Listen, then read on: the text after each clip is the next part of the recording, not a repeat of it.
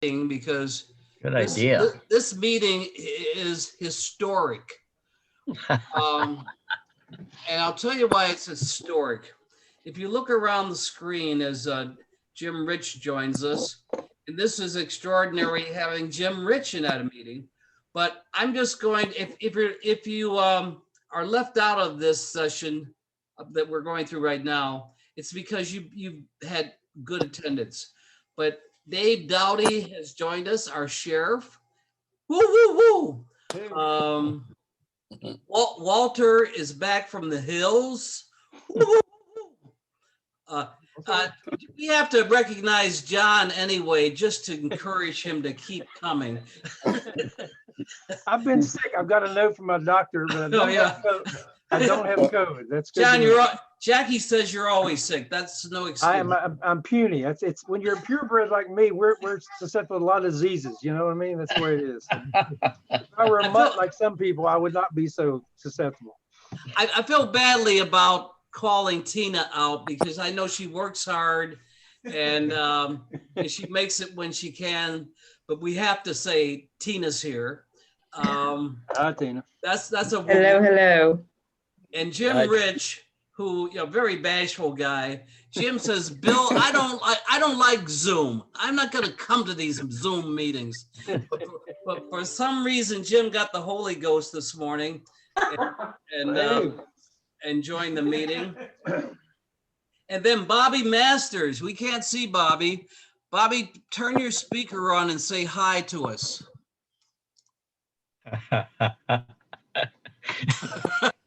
He's attending your speaker. I meant microphone. I get them mixed up. Turn your microphone on. But I'm delighted that, and now some of you who haven't joined a meeting in a long time won't know who Bobby Masters is. Bobby Masters is the head guy that runs Bay Creek. He's one of the executives of Preserve Communities. He's a member of our club. Jim Rich has joined the club in about 3 months ago, Jim? Yes, in the fall. And it looks like we're gonna have a pretty full meeting today. Who are the two with the phones showing only? Yeah, who are the phone people? Diane. Oh. Diane is on, and who's the other phone person? Joan Natali. Oh, Joan. okay. Boy, so that makes how many people? 22 people. That, or maybe 20, I'm not sure. I'm not in charge of keeping up with that. Yeah, it's 20 people online. 20 people, okay. Well, look, this is a club assembly, and a club assembly is a meeting where we take care of club business. We don't have a program in terms of a guest speaker, and it's a meeting where everybody's equal. Everybody should think of themselves as the president.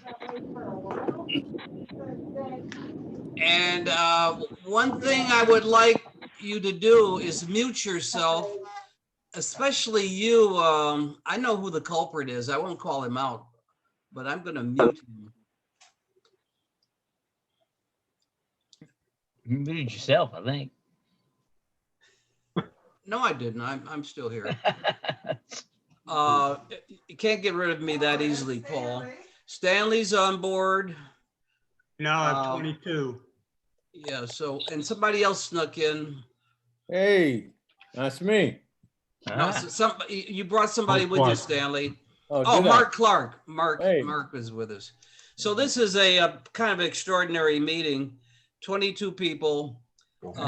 It's a club assembly. And what I was just saying, Stan and Mark, everybody's equal in this meeting. Consider yourself a president, very concerned about the future of the club. So if you have anything to say with regard to strengthening the club or ensuring its future, just You don't even have to raise your hand. Blurt it out. If it's a good idea, it's worth blurting out. But I have a couple of announcements to make before you start blurting things out. I talked to Roberta Romeo yesterday. Many of you know that Roberta contracted the coronavirus about a week and a half ago. She was hospitalized, but she's home now. She's on oxygen, but it hasn't stopped her from talking on the phone. She says she's getting stronger every day. Marshall, of course, is in quarantine because of his proximity to her, but they're doing well. Another announcement is Charlie Dickinson is a Paul Harris Fellow. During normal times, yeah, that's right, Regina. Let's clap those hands. During normal times, we would, stick the pin in his chest, give him a certificate, and thank him for supporting the Rotary Foundation. But that will have to defer that. Tomorrow, Mary Yu will become a U.S. citizen officially. They screwed it up the first time, but hopefully they'll get her name right tomorrow, and she'll become a citizen. Okay, now I have some more announcements, but I'd like to pause to let you blurt out something. I know what we'll do. We always enjoy hearing from Paul with his coronavirus update. So Paul, give us an update. Well, as several of you know, I put out a little weekly email with graphs showing the what's happening with COVID on the Eastern Shore and nearby. And fortunately, this past week, all the graphs began turning down. It's not that the incidence is low and that the risk is low, but it's not as high as it was a week or two ago. And it's still like at the levels of 3 to 4 weeks ago, which we thought at the time were terrible. But then it got even worse.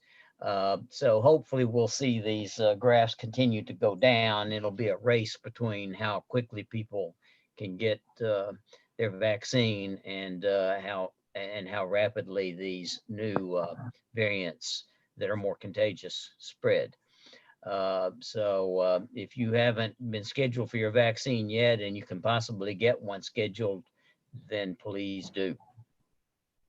Bill, what I wanted to tag on with was I did get notified by Riverside. I'm actually a patient of Dr. Clark's. So I got the notification in email saying, okay, your classification, class 1C, we have appointments open now starting February 1. So I went online to set up my appointment, selected a date and time on February 1, and it shot back, said, nope, select again. So selected another time, nope, select again. Got into February 2, nope, select again. So what's happening is people are getting notified and they're immediately signing up. I did end up on the 4th time getting an appointment on the 3rd of February. So be patient. I was hearing that calling rural health was you were on the phone for half an hour or an hour. It took, even though I had those 3 passes, it's still within 5 minutes I had an appointment. So it's much quicker to go online and set it up. You may have to fool around a little bit with the schedule, but just hang in there and get it done. Thank you. Yeah, I have no idea how far rural health is out now as far as appointments are concerned. I know they were filling up fast. Last I heard, it was, I think, into March. But again, if you haven't scheduled one yet, anybody can get scheduled at rural health. So if you haven't done it, call them and get on the schedule as soon as you can. Okay. Yeah, Paul. Yeah, Paul, I got March 17th. Yeah. And because this is a very private thing, if you have some reservation about shots, particularly the coronavirus shot, I urge you to just, give a private call to Mark or to Paul and, talk with them about it. We really want everybody to get their shots, but this is a voluntary thing. Mehdi is with us. Welcome, Mehdi. I think your mic is, well, that's all right. We know we love you. Uh, while David, you weren't around, and Jim, you weren't around, Al and his lovely wife Lori came down with COVID virus, and they were laid up for about 2 weeks. Al, you want to share with the group how we're doing? Well, both of us are back on our feet again. Luckily, we were both pretty healthy when we came down with it. So the symptoms mostly just sapped our energy for 10 days, 2 weeks. Didn't feel like doing much of anything. Didn't feel like eating much of anything. But we're back on our feet again. Because Laurie works in the schools and she's considered a frontline worker, she's eligible to get a vaccine here, but the school hasn't set up any times for her yet. And as far as me getting the vaccine, let's see, I guess I could call, I'm 63, so I don't think I fall into the age group that's getting them now, right? I think there's something about if you've had coronavirus, you're not supposed to get the vaccine until 60 days after you've had the coronavirus. So. Oh yeah, they told me 90 days actually. Maybe it's 90, well, whatever. Yeah, which is coming up pretty soon, but I'm not sure I'll be eligible to get a vaccine just yet anyway. My dad, who's 93, is getting his, I think, tomorrow. So in any event, the good news is we're both back on our feet again and doing quite well. Thank you. That's great. Well, everybody stay safe and keep, pray for one another. This past weekend, Mehdi, Jackie, and I went to RLI Part 2, and it was a blast right up until the football game on the second day. It became less of a blast, but I came away this time recognizing that for years, our leadership team could be doing a better job. It was very clear that one of the areas that we really have fallen down on is communication. I think we all think we communicate well. There's probably only one good communicator in this group, and that's Jim, but he does it for a living. But it certainly set in with me. And one of the things we fail to do is share with not only the club, but with our community, what we do with regard to service. And I really want to give Mehdi credit for calling that out during the weekend.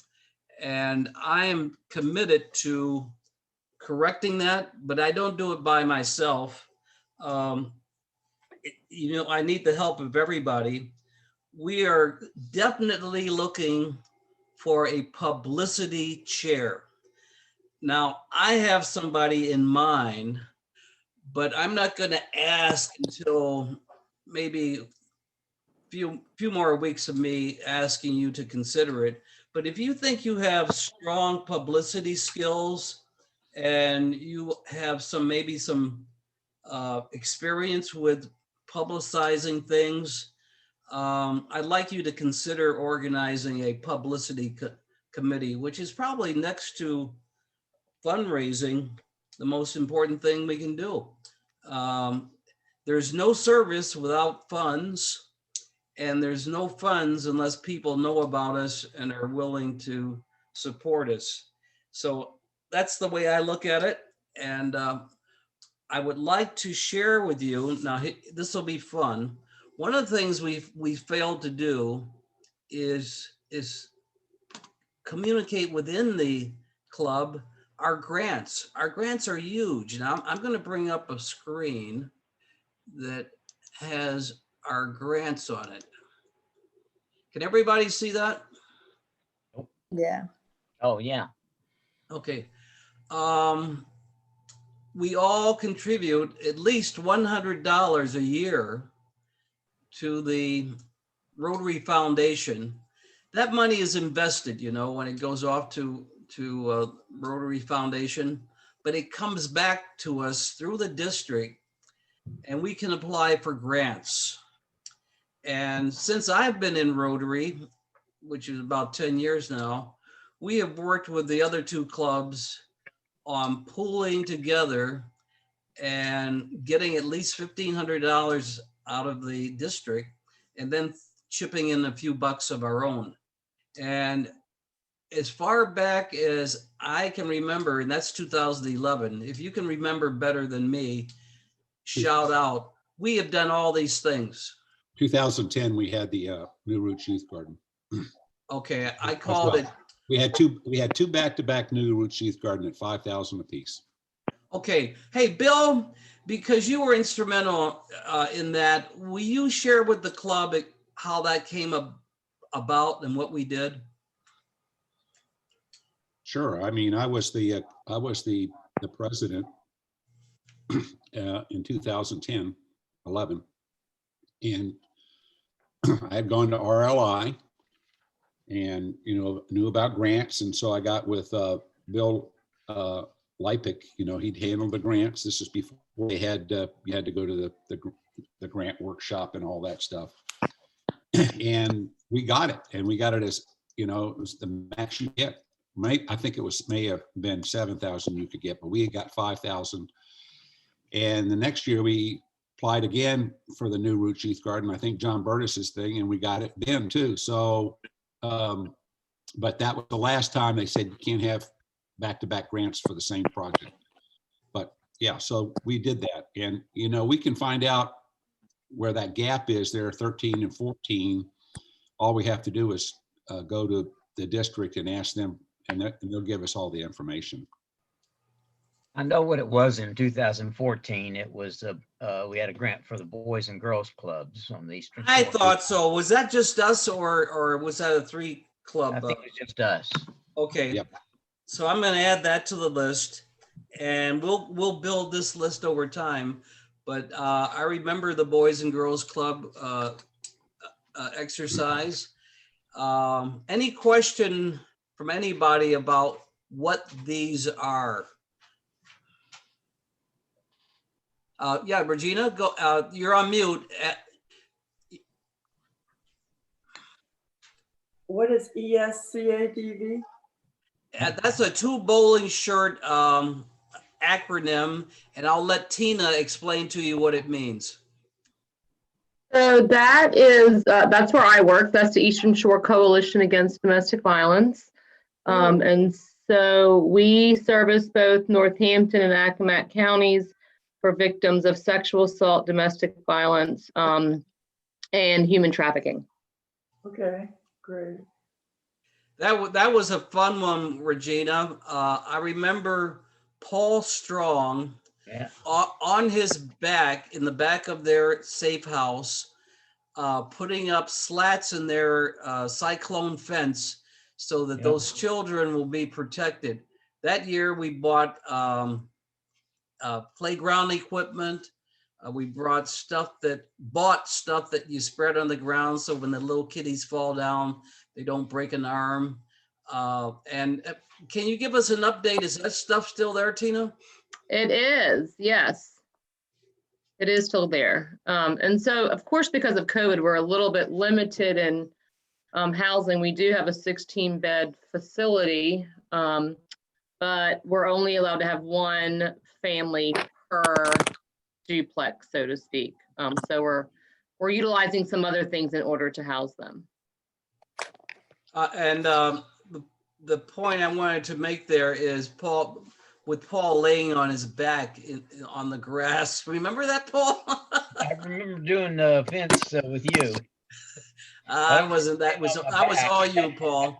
But the point is, not only do we contribute money, we put sweat equity But equity, exactly. in every project. And if there's no room for sweat equity, there's no room for a project. For instance, when the club supported the Camp Akahanic deal, Rotarian Stanley Plowden lent his electrical skills to that project. What did you do, Stanley? Tell us what you did on that project. Stanley, you're muted. Yeah, I think we wired up a couple of cabins, lighting, power, switches, things of that nature. It was very interesting. And I will tell you that project wouldn't have happened if it wasn't for Stanley, because most people are afraid of electricity. And in fact, you did more than your fair share on that one, Stanley, and we thank you. Well, it's easy when you enjoy what you do, you know, it's not bad. So I just want to ask everyone, when you talk about Rotary, talk about our projects, and they're all around town. Jackie, you have something to say. I have a question. If the maximum amount is $5,000 Per club. so the ones that are in excess of $5,000 had another club or two participating with you? Yes, these are typically 3 clubs, only Exmoor and Cape Charles, and we kind of we rotate leadership for each of the projects, and we're up again. Exmoor is working on the Randy Custis project. The rural health was only. We were New Roots. Akahanic was Exmoor. The food bank was only, and so on. So Nancock. Onancock. Yes, Onancock. Sorry. Thank you, Bill. Happens to be in only. It's in only. But the one up north. So that way we can really leverage and do something that is significant. So we'll continue to work on that.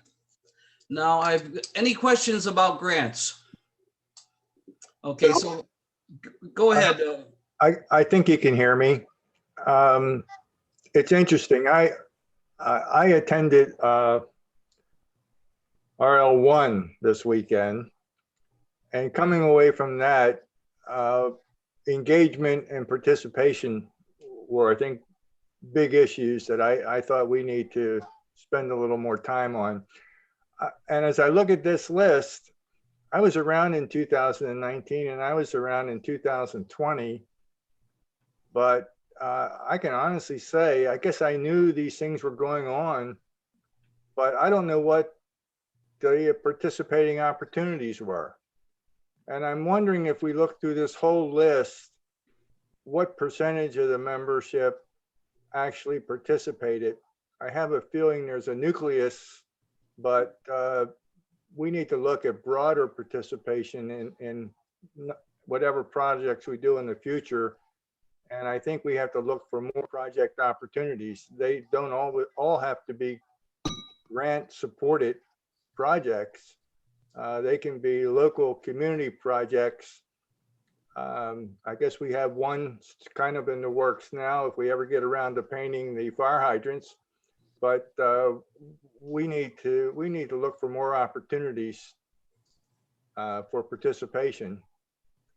That's kind of the net of my comment.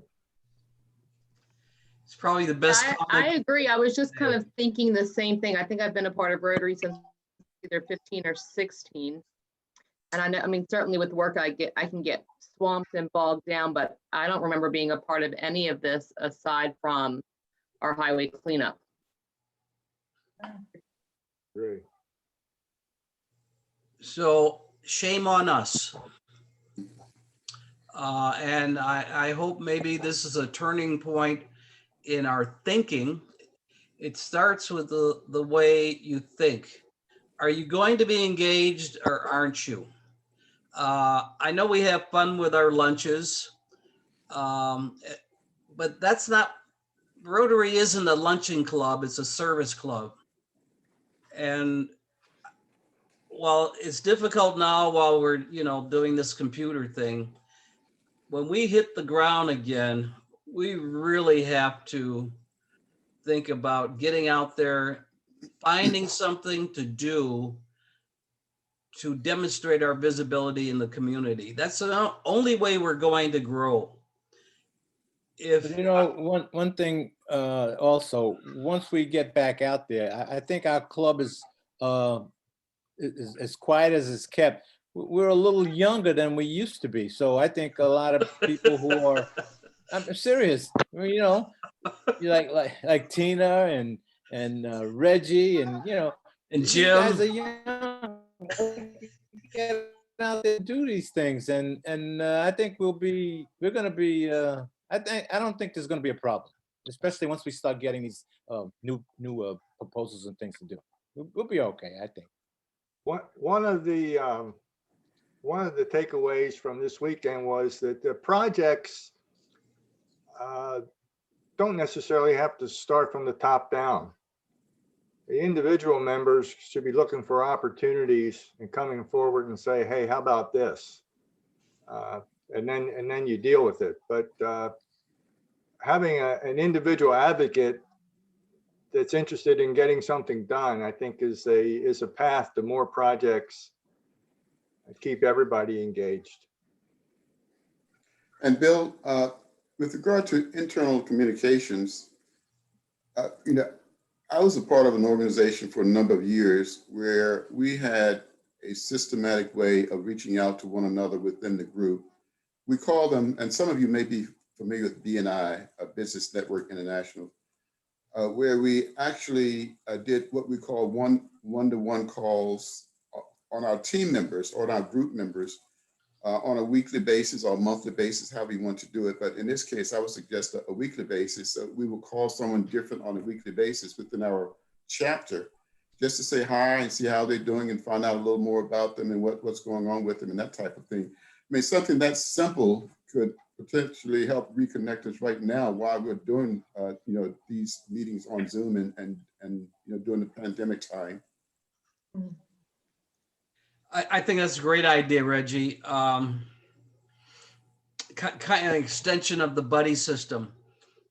Just Exactly. go down the list and I'll publish a current list of all the telephone numbers. And what we ought to do is maybe just go down the list and say, I don't know that person. Exactly. Or I haven't talked to that person in a long time. And just pick up the phone and say, hey, Al, I'm Chuck. I don't know you, but we're in the same Rotary Club. How you doing, pal? There's so many things, and the good ideas do not come from the top. The good ideas come from every individual in the club.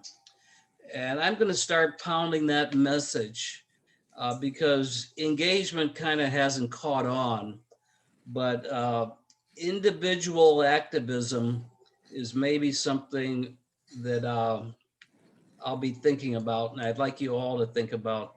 And Randy. And Bill, I'll offer a challenge. I'll do one a week if you guys will agree to do one a week. Anybody going to take Reggie up on his challenge? Sounds reasonable. Okay, my job is to get that list out to you, and we'll go at it. And next week we'll see how we do. Hey, Bill, I kind of had a sideline question, a curiosity thing more than anything. About a year ago, right off of Old Cape Charles Road, a new apartment facility was set up. It was completed. It was actually started about a little over 2 years ago. And to date, my understanding was that was supposed to be for low-income people. To date, I have seen no activity, no cars parked there, no one living there. And I'm wondering what that was all about and what the status is of that. Right. Me Well, too. one, Bill, it's not low-income housing. And Bill Parr, a good buddy of mine, is the driver behind that. I will talk to Bill and see where they are, but they look like they're close to. Somebody needs to mute themselves. This is Joan. I can give you a little bit of information. I believe part of the housing is going to be low income, not the whole complex. And I believe the reason that it's not, looks like it's not moving right now is because the owner of the property is working with the town of Cape Charles to have water and sewer extended from Bay Creek, the end of Plantation Point, across Old Cape Charles Road onto that property. This way they don't have to build septic and whatever, you know. So I think the town has put out, I believe, or is about to put out a bid for someone to lay that property, lay those pipes, and I don't know where it is after that. Well, Joan, that is great. You know, Joan knows everything on the Eastern Shore. I should have known better than to try to address that. Thank you, Joan. So, So it's fixed income. Chuck, does that help you? Yeah, it does. And like I say, it was more of a curiosity thing than anything. It just, it does amaze me that no planning was done for water and sewage to build the facility, or they didn't have any of that nailed down. But I don't know. I guess that's just bureaucracy.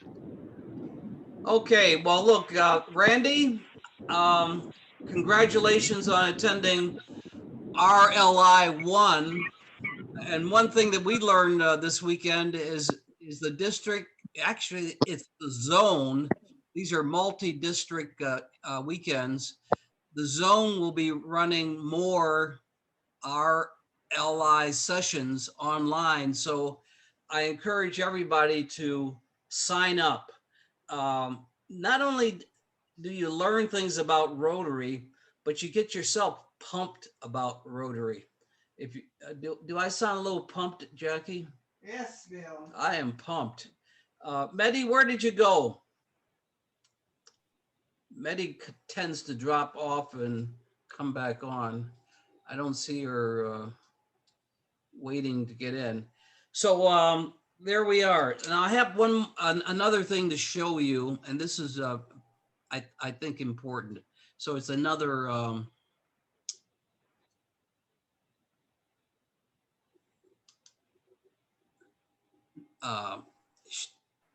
screen share. And again, I don't have my, can you see that? Not yet. Okay. Yes, there we go. Okay.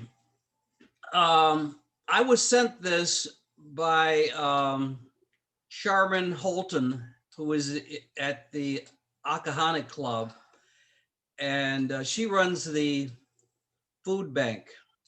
And the food bank and other service organizations are having an event tomorrow. It's called Point in Time Count. And the Eastern Shore tomorrow will count families and individuals who do not have a home. Dave, are you familiar with this, Dave Dowdy? I participated in it one year, Bill. Dave, are you familiar? Yeah, Bill, can you hear me? Yeah, can you share with us, you have more background than Jackie says she does. Tell us what this is all about, Dave. Actually, Connie Chandler reached out to me last week, and I spoke to her again earlier this week, actually yesterday, and just trying to get some cooperation from our department as far as any individuals that we may be coming in contact with that may fit this criteria, because we're out in the public and we do see individuals occasionally. A lot of the folks we go into are folks that are passing through or trying to get from point A to point B, and we deal with trying to find an overnight placement for them. Eventually, at some point, we do run into individuals that here are residents here. They're fitting this criteria. Not many, but like you see other places. But we do run into. So we are working with them as well with this initiative. Try to identify any individuals or families that may need this. Thank you, David. Jackie said she actually participated last year, Jackie? No, it's been several years. Okay, tell us what you know about it. I'm not sure. I think Tina, I wonder if Tina. Yeah, Tina probably knows more about this than most of us. Tina, can you step in? Yeah, so what ESCADIB does, well, two parts, I guess. We do have board members that will go out actively looking for individuals that potentially would qualify and fill out the paperwork. But as employees, ESCADIB also has a portion of their budget that is allocated just for individuals that are considered homeless. And so as advocates for that day, that 24-hour period, whoever we're housing that's homeless, we will each fill out those forms for them and submit. Okay, so this is the ask. If you, somebody needs to mute, and I can't find the all mute button. Okay. Who do I contact to get involved in this? That's what I'm about to tell you. If you know of a family or someone who will be homeless tomorrow, I have a form for you to complete for that person. Oh. So you let me know, call me or send me an email or send me a text. I prefer that you call me because then I'll be sure to get it. I will send you a form, Regina, that you complete about that person, and then it's sent into a central location that's indicated on the form. And this is called the Homeless Point in Time Count. Now, if you don't know of a homeless family, that's okay. But if you do, let me know.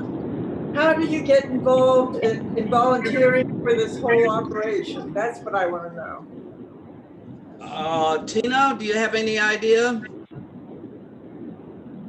I mean, I can certainly ask our executive director, but I would say that it probably Charmaine would be a good one with food bank, and then also housing in Accomack.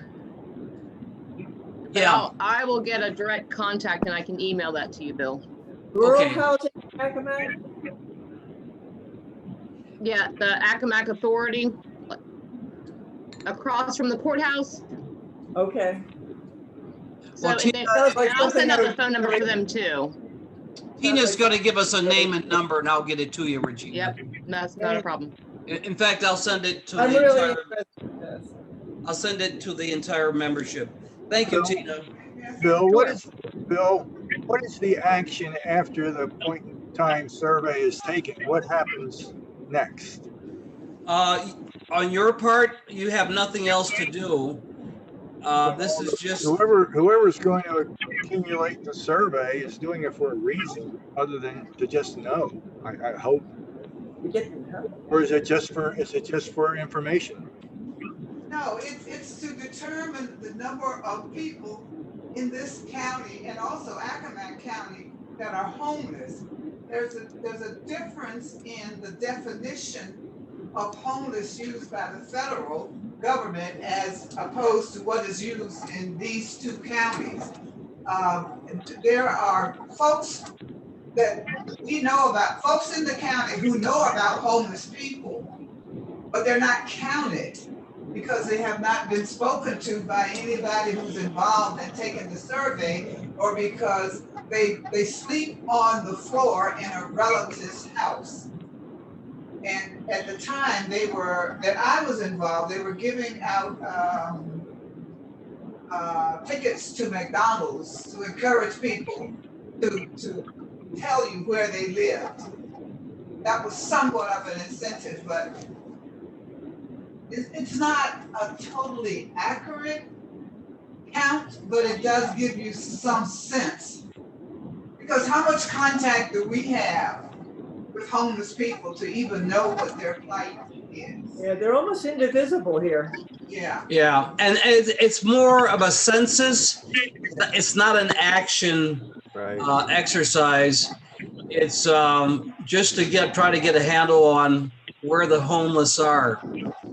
But if you're really I interested, would imagine that it also, with some of our community partners, also has some kind of leverages with whatever grants they're seeking specifically for homeless. Okay. But Bill, the Department of Social Services would have a daily update on that information, would they not? I don't know. I do some volunteer work up there, and we frequently hear about people that are on their way out.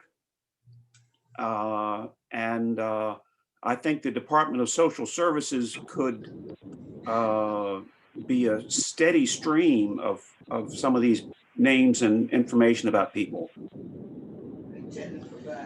And I'm sure there. Go ahead.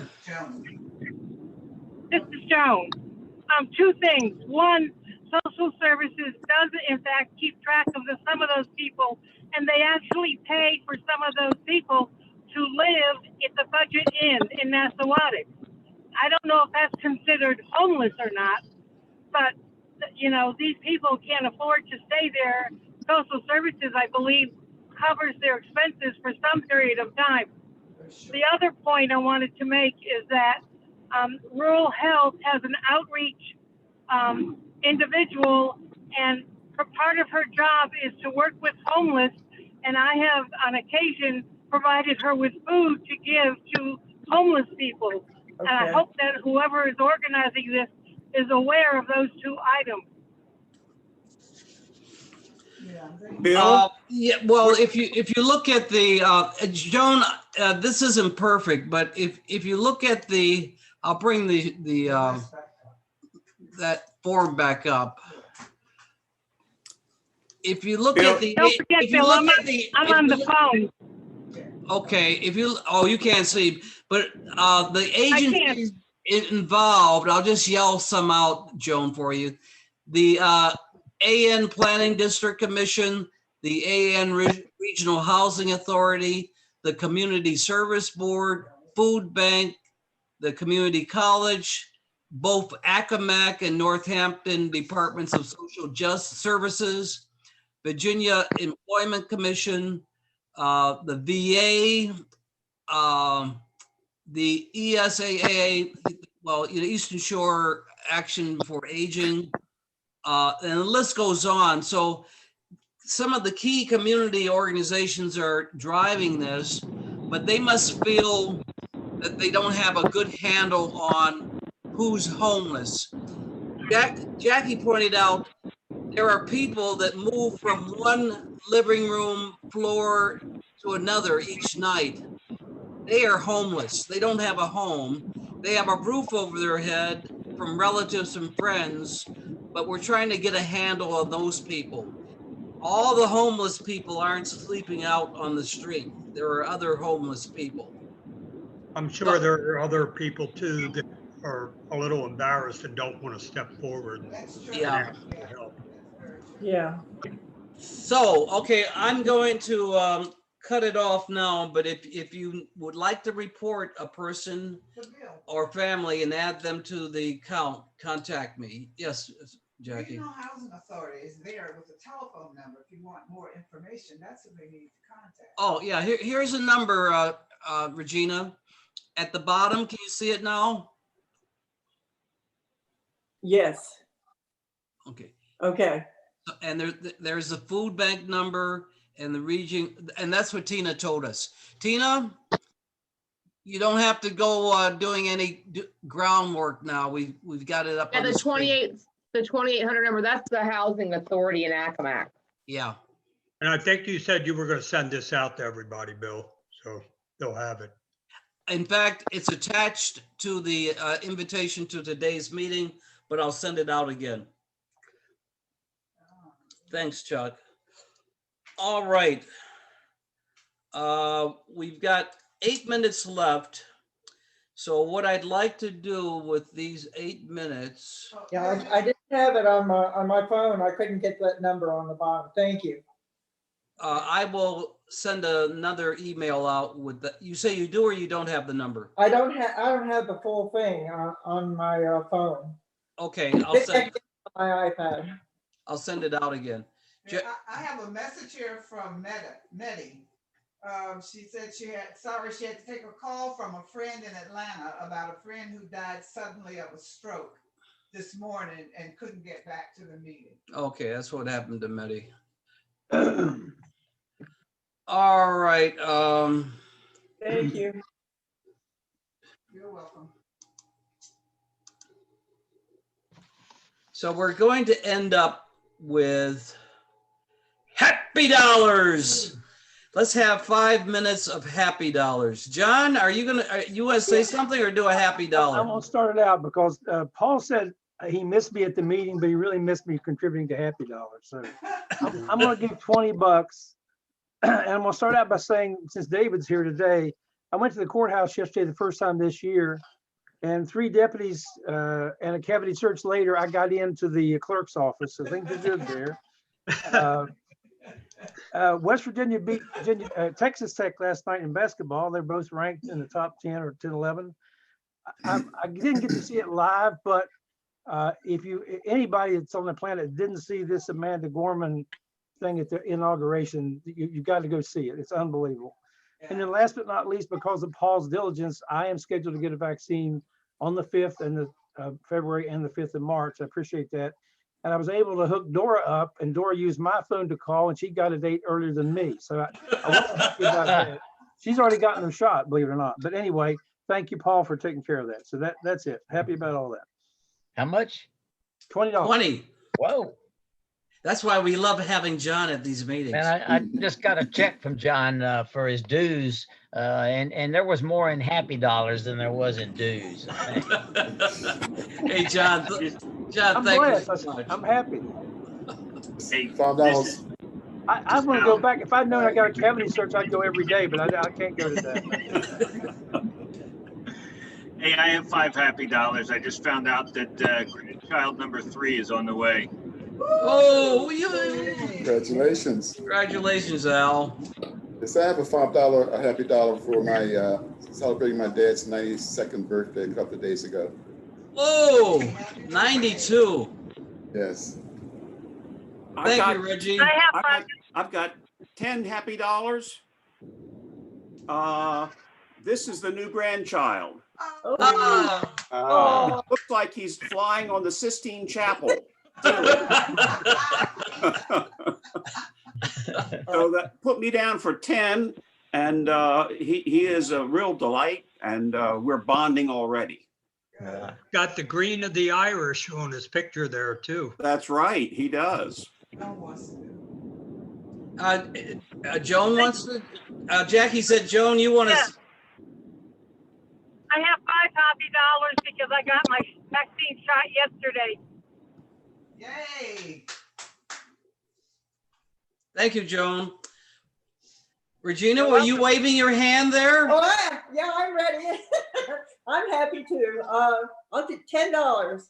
Oh! And what are you happy about? I'm just happy.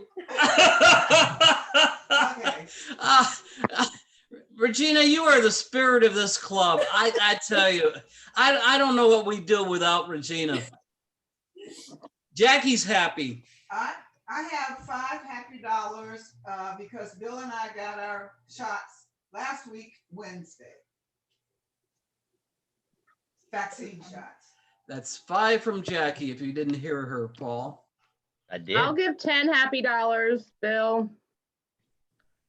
Both of my boys have left home and gone back to school, so I'm happy. So I know Gary. What's your other son's name? Taylor. Hey, oh, that's right. That's right. Yep. We won't tell How's them. Gary doing? He's doing well. He's doing really well. I think he's scheduled to graduate a semester early. I tell you, if every So that's kid, exciting. if every kid on the Eastern Shore was like Gary, this place would be zooming off the wall. He is They're out there. the guy I've ever met. If you haven't met Gary, go out of your way to meet this guy. He is super. Oh, thanks, Bill. Oh, yeah, well, he's got a great mom too. Any other happy dollars? Bill, it's David. I got 10 happy dollars.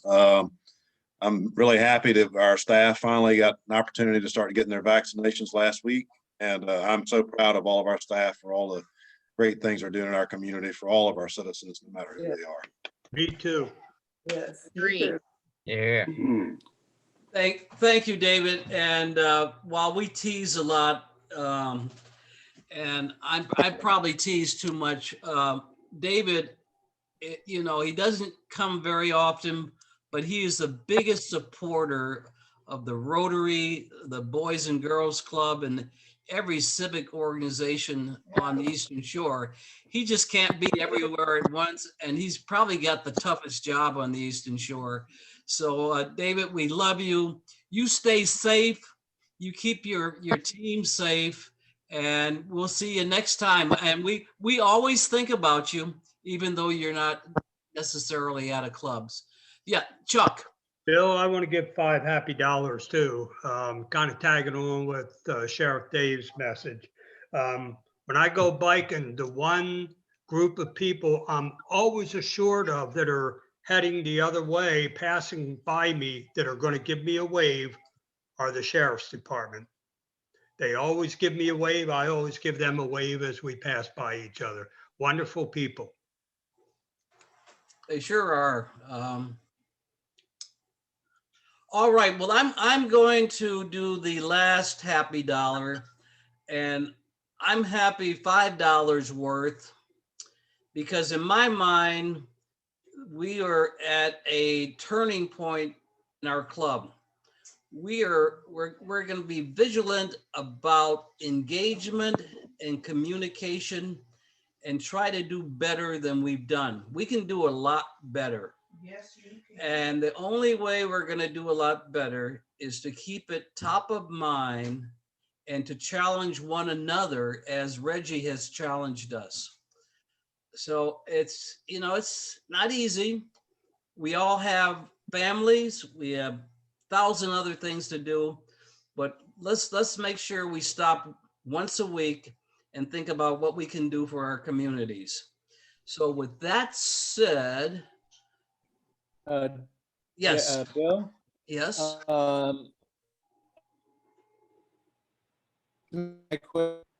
If anyone is looking for a jazzy battery operated wheelchair, give me a shout. Let me know. We have one available through the Lions Club.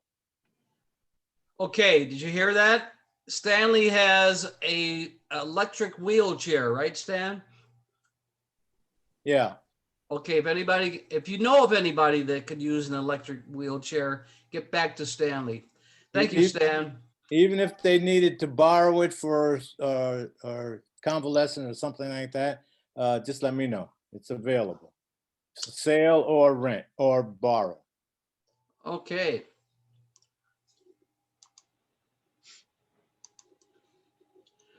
With regard to what we think, say, and do, 1, is it the truth?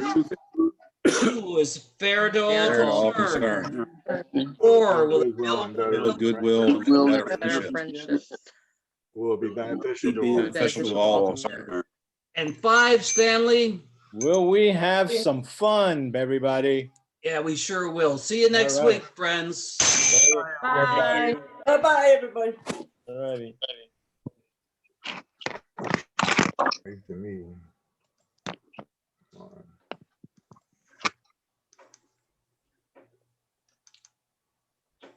I can't turn it off. Oh, it's because I didn't stop the share. You gotta stop the share. Hey, Bill, Yeah, are you finished with Habitat? I never got started. Okay, so, all right, because they asked me last night. I was wondering. You know, I haven't told them that I didn't get started. All right, no problem. I got you. And I'll get with you. I'll tell you why the All right. problem I have with them. Okay, no problem. Okay, See you take later. care.